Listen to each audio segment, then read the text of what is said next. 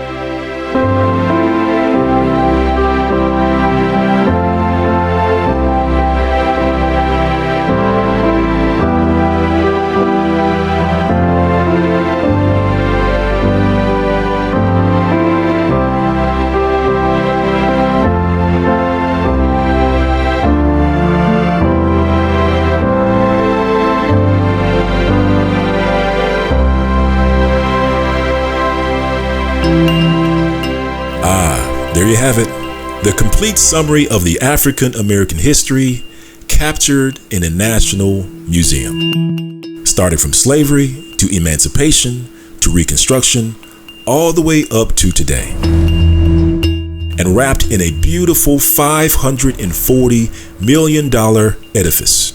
However, while I'm thankful for the $1 million donors who contributed to helping construct this Washington, D.C. masterpiece, I did, however, notice some glaring omissions in the retelling of African American history.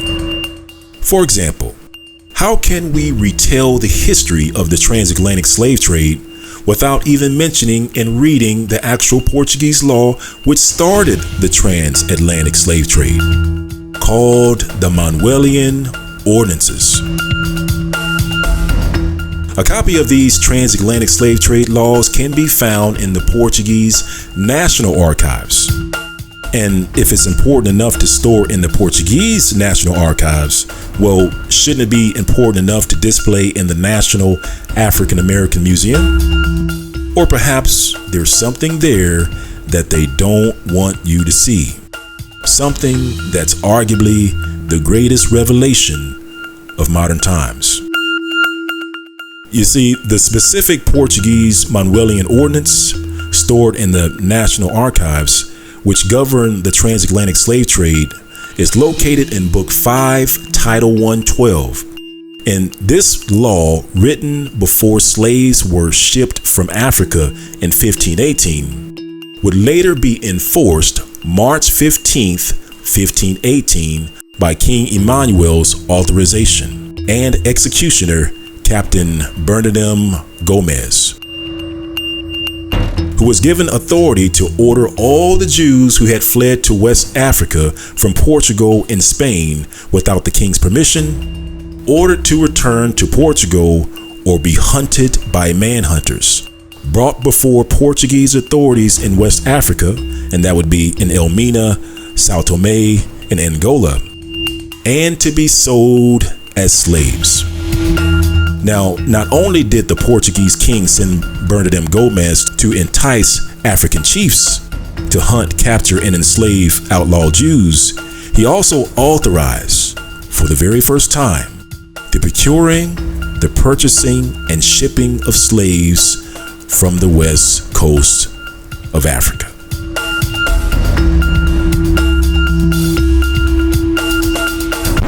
Oh, hold on, just for a moment. Let's pause just for a moment, because what I want to do is that I want to show you how you can reproduce our findings either at home or at any institution of learning by just following these steps. Are you ready? Let's go.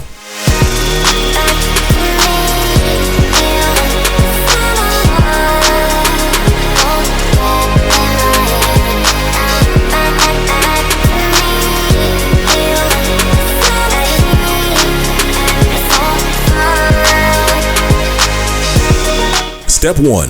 Grab a copy of the untranslated Manuelian Ordinance from either the Portuguese National Archive or from a reputable source. Step 2.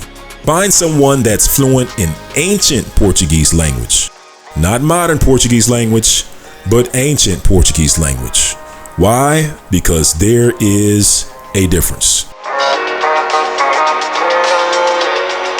Step 3, and most importantly, when translating the text of the Manuelian Ordinance, it is critical that you take a verbatim translation and not an interpretation. Why? Because an interpretation can leave out or insert critical phrases or words while translating. On multiple times, we had to resubmit translation requests to our sources because we were given interpretations which left out whole sentences and phrases or inserted phrases not found in the original text. For example, check out the Webster definition of interpretation.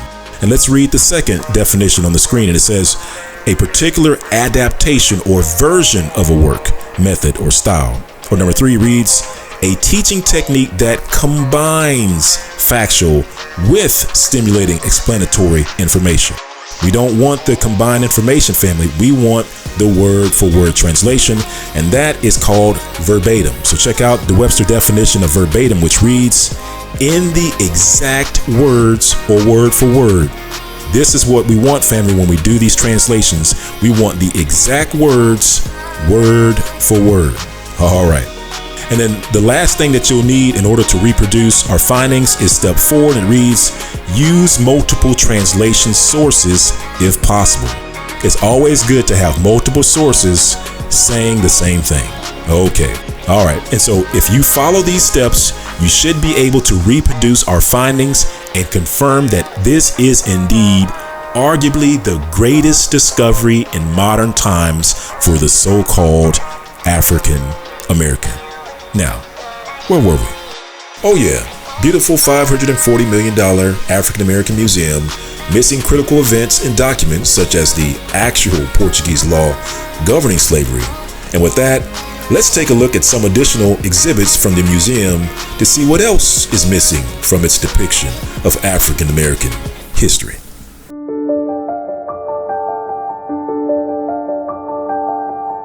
Well. Would you look at this? I did not expect to see this in the African American Museum. One of the most important paintings related to the start of the transatlantic slave trade. Hardly known by the general public, and yet prominently displayed and arranged in plain sight. And a beautiful exhibit of glass and lights. However, noticeably lacking a critical basic component. Context. Context and a description of the history depicted within the painting. You see, the painting is called The King's Fountain, and it is a window into the day in the life of the port city of Lisbon, Portugal in the 1500s. Now, the painting itself is estimated to have been created in the mid to late 1500s. And most importantly, depicted in the painting in the city of Lisbon shortly after the establishment of the Inquisition. One of the most destructive, impactful, violent, disruptive institutions of all times, operating within Lisbon, authorized by Pope Paul II by order of Papal Bull Meditatio Cordis, which assigned his brother, Cardinal Dom Henrique, as General Inquisitor of Portugal and its overseas domains. It was the beginning of the spreading of a great evil upon the earth.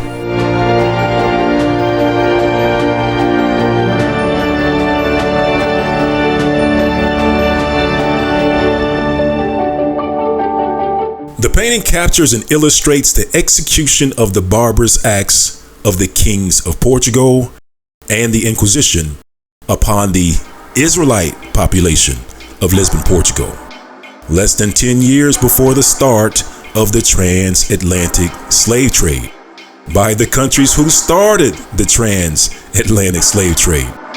For it was by the order of the king and the Inquisition which played their parts in Jacob's trouble. And this was only the beginning. Now, initially it was by the order of King John II, followed by King Emmanuel I of Portugal, who ordered that the children of Israel, of the house of Judah, be violently separated from their parents and beat with clubs.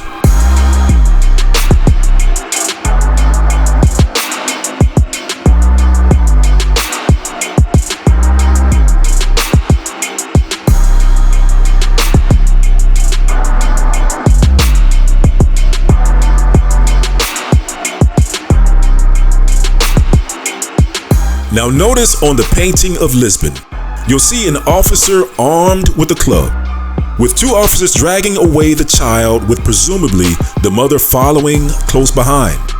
And also notice they are moving towards the water, where the ships will be waiting to carry away the child of Judah to Africa. Now also notice that in the painting, in the direction where the officers were leaving from, you'll notice a man, apparently the child's father, beaten, bloodied, and murdered, with a device covering his face while his body is burned in the city square for all to see.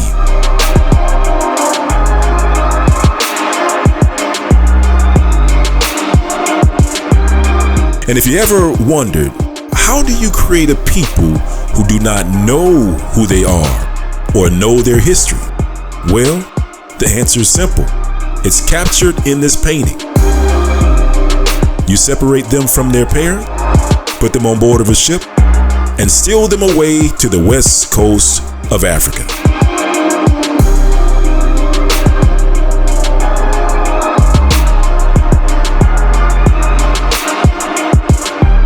As the following reference reads, Barbet states that in the reign of King John II and about the close of the 15th century, large numbers of Jews were expelled from Portugal and taken to the coast of southern Guinea, which is the west coast of Africa. That the island of St. Thomas, which is not more than 100 miles from the mainland, was populated by mulattoes descendant from the Jewish exiles and Angola women.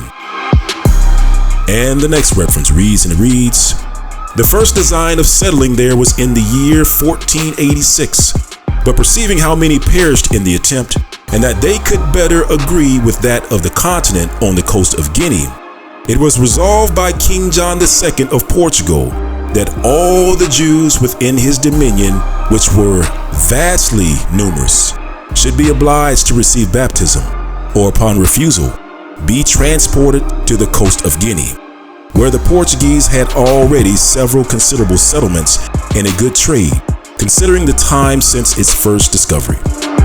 And the next reference reads, King John II in 1492 expelled all the Jews to the island of St. Thomas, which had been discovered in 1471, and to other Portuguese settlements on the continent of Africa. And from these banished Jews, the Black Portuguese, as they are called, and the Jews of Luango, who are despised even by the very Negroes, are descended.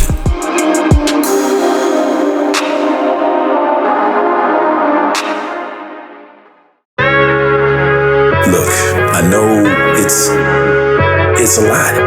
It's a lot to take in. It just is. I mean, I could hardly believe it myself. However, it's in the books. It's in the old books. The books published just before the 1850s, and that's not all. Like, just wait until you hear what they call these Jews. You know, with their heads like short, black, nappy, crispy beards with their curls tight.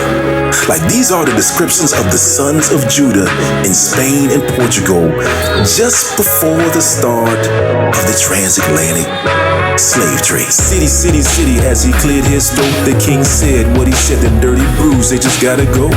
But desperate for that black cash flow, he tried to trouble Jacob with the shaker that would break his soul. You gotta think ahead, what you gonna do? Cross death or life, what you gonna choose?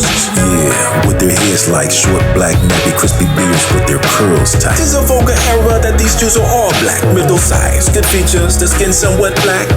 Saucy drip like a Shanghai shack, make you pressure your professor to see the parallax. Old books, dispensing out these free-tried facts, shifting paradigms, foundational cracks. You see, these blues were the original blacks for 400 years, and it's time to turn back. You gotta think ahead, what you gonna do? Cross death or life, what you gonna choose? Yeah, with their heads like short, black, nappy, crispy beards with their curls tight. And so, according to old books, these Spanish and Portuguese Jews were considered black, dark, swarthy, and brown complexion. As the following reference reads, the Spanish Jew is always dark complexion, and his hair is uniformly black, whilst the German Jew is often as fair as any German and has light or red hair with blue eyes. And the next reference reads, this one people is marked with the colors of all, fair in Britain and Germany, brown in France and Turkey, swarthy in Portugal and in Spain.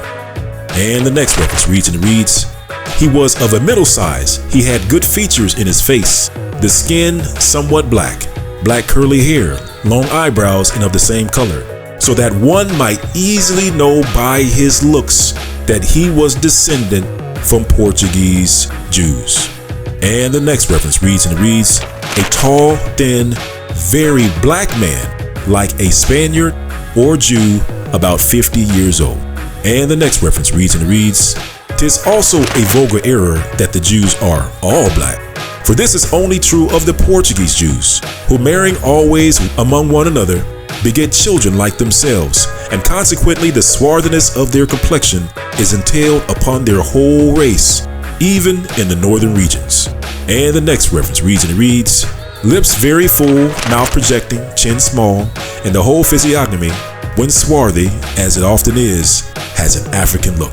And the next reference reads, "There are some Jews still lingering in the valley of the Jordan, having been oppressed by successive conquerors of Syria for ages, a low race of people, and described by trustworthy travelers as being as black as any of the Ethiopian races."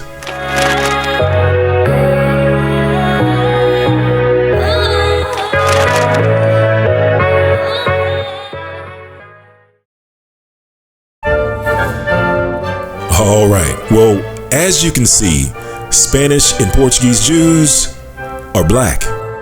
In fact, they are so black that when they got sick, they called it the Black Plague. And when the Inquisition persecuted these black Jews, they called the Inquisition book the Black Book. And when the church tried to deny the atrocities committed against these black Jews, they called it the Black Legend.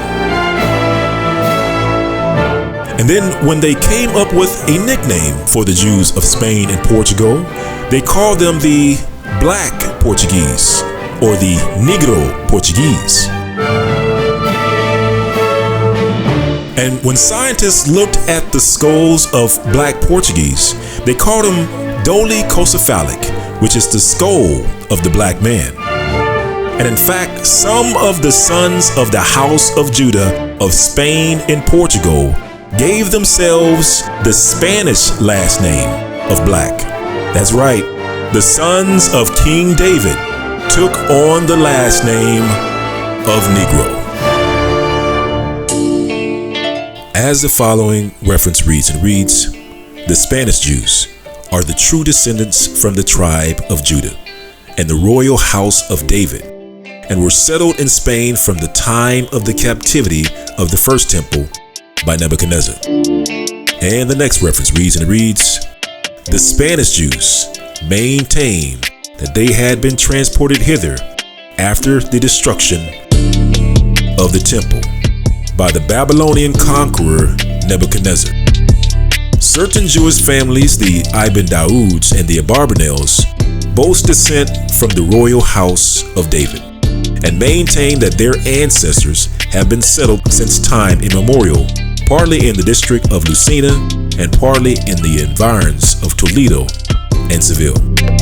You see, the lineage of the royal black Jews of Spain and Portugal goes from King David to King Solomon to King Jeconiah, who was taken into Babylon, to Zerubbabel, who came out of Babylon, to Yahya Negro in Spain and Portugal, who changed his last name to Negro, along with his descendants. As the following reference reads, Yahya, Portuguese family of the Middle Ages, members of which were prominent in Portugal, Spain, Italy, and Turkey. Certain individuals of the family bore the additional cognomen or last name Negro, with reference to the Moors from whom several of their estates have been obtained. And the next reference reads, Portugal, on territory reconquered from the Moors in 1139, in reward for military service on Hayya's sons, Yahya bin Rabbi, was presented by Alfonso with the Moorish village and became known as Lord Aldea dos Negro, or Dom Yahya o Negro. His son, Yahya ben Yaish, was born in Cordoba in 1110 or 1115. He also served Alfonso and was designated by the king as the first chief rabbi of Portugal, with his headquarters in Lisbon.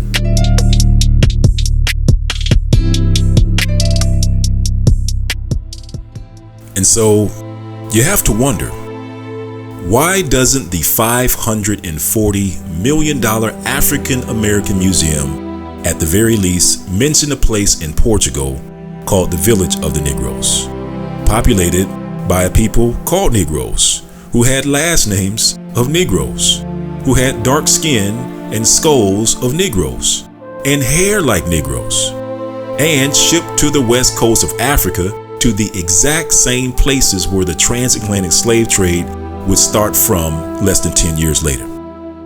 Or perhaps it's because the curators of the museum don't believe that the Black, Spanish, and Portuguese Jews are related to Black African Americans, who are also called Negroes, who came from the west coast of Africa.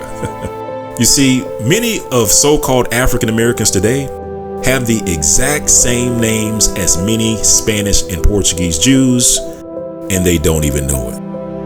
But maybe you're thinking, wait, these Spanish and Portuguese Jews never made it to the shores of Jamestown, Virginia in 1619, where they would be enslaved and afflicted for 400 years. Did they? Well, let's take a closer look.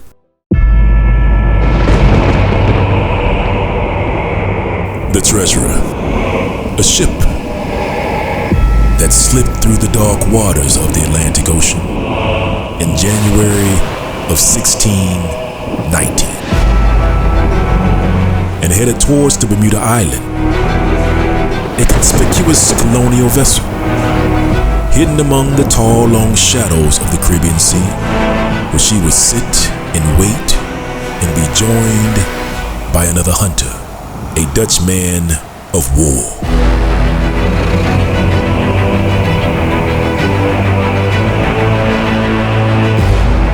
Called the Fleming, made up of both English and Dutch crew. These two ships, the Treasurer and the Fleming, would set off together on a hunt to spill Spanish blood and to confiscate her provisions of food and water and slaves.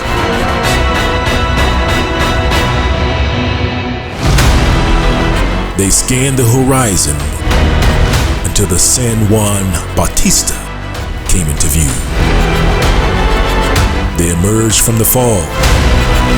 These two ships closed quickly until their guns and cannons were in range.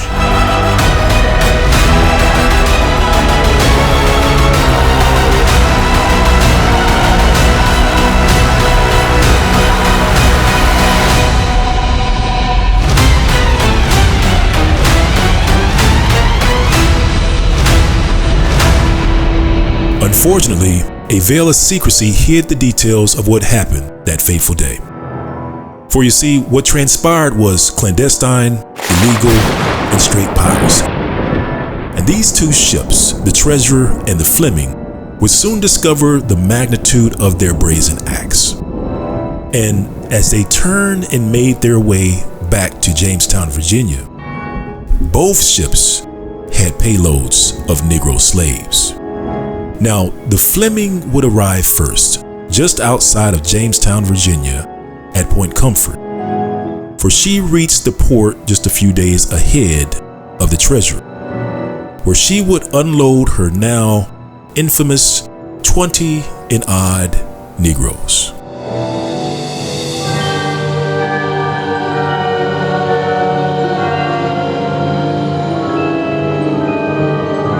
The names of which are only partially known. However, even less is known of the slaves that were aboard the Treasurer, who reached Point Comfort a few days after the Fleming. You see, her slaves aren't even listed in history books at all. Now, there are some rumors that these slaves were turned back and sent to another location, while other historians are convinced that the slaves aboard the Treasurer also disembarked at Jamestown. Either way, these enslaved people would be the cause of a great scandal that would reverberate across England, Spain, and the Netherlands. Because during the time of the raid, both England, Dutch had treaties with Spain not to raid their ships. And this act was a breach of the truce. And as far as the colony was concerned, they could deny any association with the Fleming. However, the Treasurer was their ship, and it would undoubtedly lead Spain right back to Jamestown. And this caused great fear in Jamestown and was the reason they sent the Treasurer away from the colony.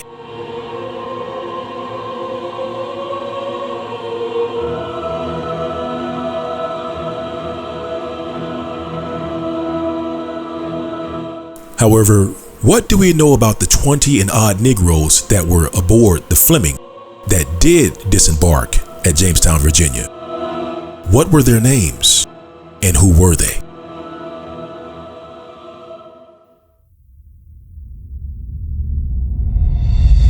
Jamestown, Virginia.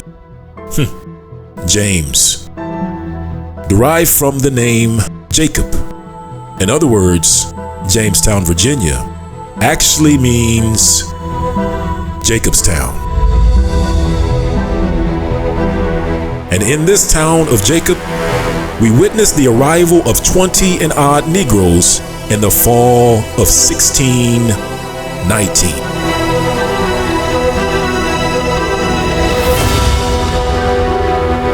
And it hides a great secret.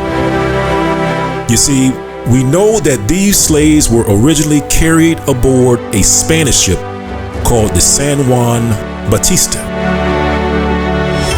And we also know that some of these slaves had Spanish names, some of whom retained even after living among English settlers for years. And so, by name, many of these slaves were simply listed as Negro or a Negro. However, out of all the slaves listed on that fateful ship, on that fateful day, only 2 of the slaves are listed by first name and last name.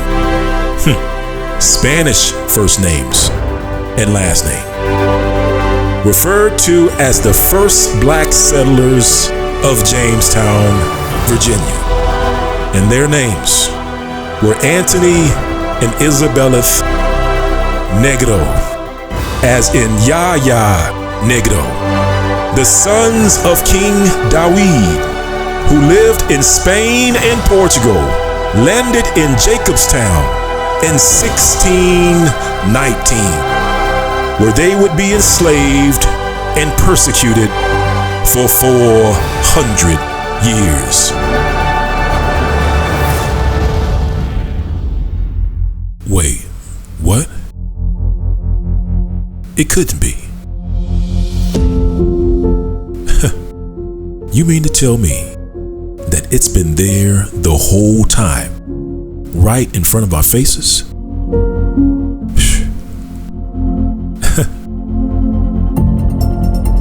Wait. Let's just double check. Let's hold on. Let's just double check. Let's take a look at the U.S. Department of the Interior National Park, which reads, the first African American family, Anthony Negro and Isabel Negro, and William, their child, baptized, found in the Virginia census of 1624, are the first African family recorded in the Chesapeake. And the next reference reads, Norfolk State University. In 1625, Anthony and Isabel had a son named William. The 1625 muster identifies the family as Anthony Negro and Isabel Negro, and William, their child, baptized. And the next reference reads and reads, Antony Negro and Isabel Negro is how they were known in the 1625 ledger of Captain William Tucker of Elizabeth City, Virginia. We can confirm these statements by looking at the actual 1625 census itself, which lists Jamestown residents by first name and last name. And it is here that we see the first name and last name of Antony and Isabel Negro. This is a revelation of biblical proportions. However, let's triple check our facts by backtracking the journey of the San Juan Bautista from Luanda, Angola to Seville, Spain, which was the hometown of the sons of King David. As the following reference reads and reads, certain Jewish families, the sons of David and the Abarbanels, boasted descent from the royal house of David and maintained that their ancestors had been settled since time immemorial, partly in the district of Lucena and partly in the environs of Toledo and Seville. You see, the Hampton History Museum states that in the year of 1616, the San Juan Bautista received a license to transport slaves from authorities in Seville before sailing from the port San Lucar near the city of Seville. It's here that we recognize yet another glaring omission by contemporary historians who failed to note the presence of the gigantic, fully functional Inquisition headquarters in Seville, Spain. For it is during this time that the Spanish Inquisition institutes a strict policy of expulsion of noble males of Judah to Luanda, Angola. In fact, Angola was repeatedly listed as the first stop of exile for noble male Jews. As the following reference reads and reads, when the person condemned for this crime is noble or of such quality that it appears he ought not to undergo the punishment of whipping or galleys, he shall be exiled to Angola, St. Thomas, or parts of Brazil. In other words, it was the Spanish Inquisition of Seville that shipped nobles of Judah to Luanda, Angola. And then in 1616, the San Juan Bautista, which comes from Seville to San Lucar to Luanda and ultimately delivers two Spanish captives to Jamestown, Virginia in 1619, who had the last name of Negro, which is the name of the noble sons of King David of Seville, Spain, and all of Iberian Jewry. In fact, if we look up the last name Negro in the Sephardic Israelite Dictionary, it states that before the 1400s, the name Negro meant Yahya, the noble sons of King David.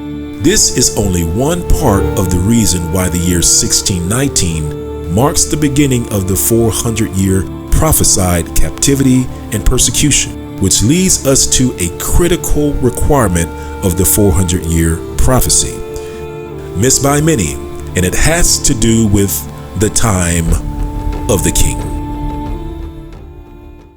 The first African American family, Antony Negro and Isabel Negro, as in Yahya Negro, who is the descendant of King David himself, who started the 400 years of slavery and persecution in what would become the United States of America. You see, to understand the 400 years, you have to understand a biblical concept that I call the king's time. That's the king's time.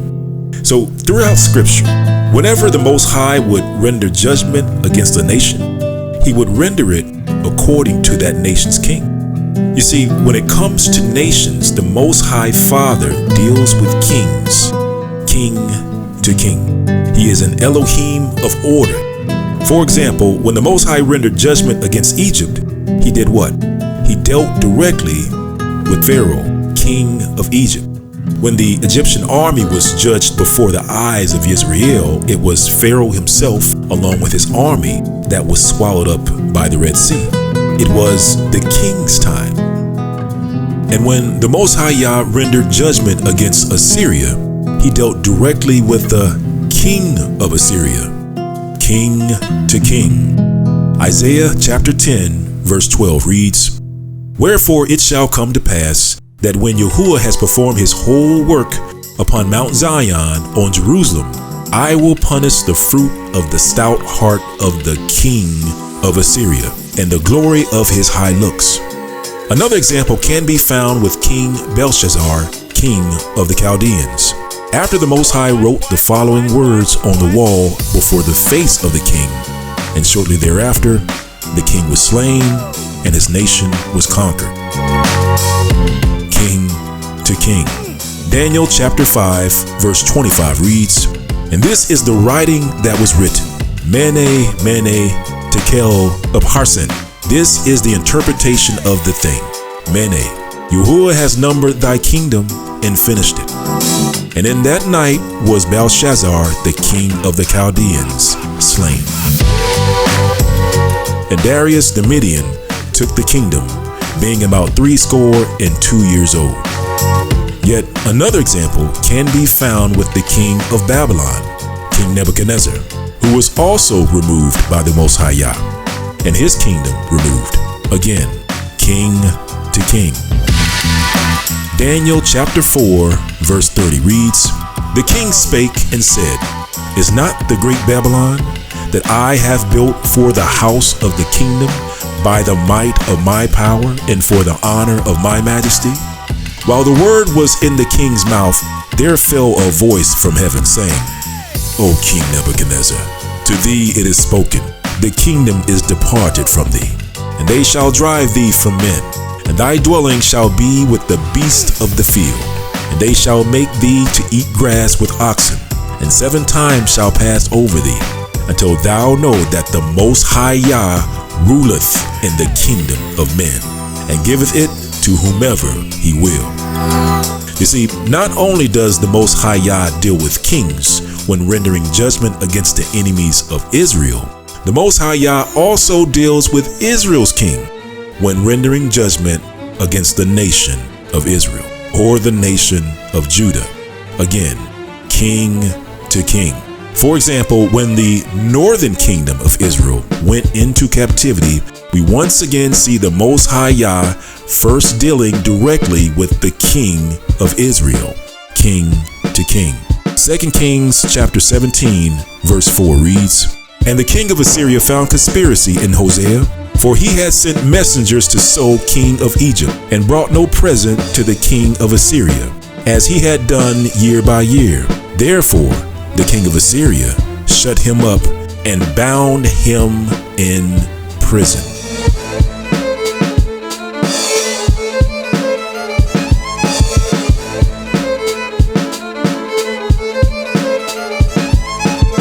Then the king of Assyria came up throughout all the land and went up to Samaria and besieged it 3 years. In the 9th year of Hosea, the king of Assyria took Samaria and carried Israel away into Assyria and placed them in Halah and in Habar by the river Gozan and in the cities of the Medes. You see, we even see this pattern of the Most High Yah first dealing with the king of a nation before rendering judgment against that nation. We even see this pattern when the Heavenly Father Yah deals with the southern kingdom of Judah. For when the kingdom of Judah went into the Babylonian captivity to fulfill the prophecy of the 70 years in captivity, we see King Jeconiah taken by the king of Babylon, again, king to king.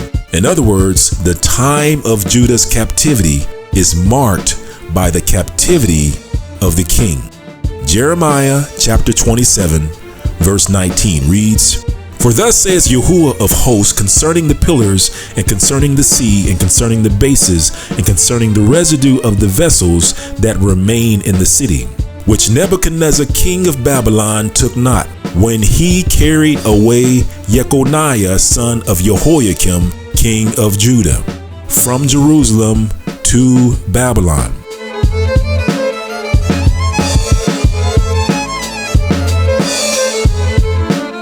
and all the nobles of Judah and Jerusalem. Yea, thus says Yahuwah of hosts, the Elohim of Yisrael, concerning the vessels that remain in the house of Yahuwah, and in the house of the king of Judah and of Jerusalem, they shall be carried to Babylon, and there shall they be until the day that I visit them, says Yahuwah. Then I will bring them up and restore them to this place. You see, family, when you want to know when to start the time clock for the 400-year prophecy, you need to find an event when the king goes into captivity, and then the time stops when his descendants come out of captivity. In other words, the 400 years is reckoned by the time of the king, which is a pattern found throughout the scriptures. The 400 years doesn't start when a Israelite goes into captivity. It starts when the Israelite goes into captivity, the sons of King David. This is why confirming that the descendants of King David are listed as the first African family in Jamestown, Virginia in 1619, marking the beginning of the 400 years of slavery and oppression. This is why 1619 is the only confirmed date for the 400-year prophecy to date. It's the only one that fulfills the pattern of the king.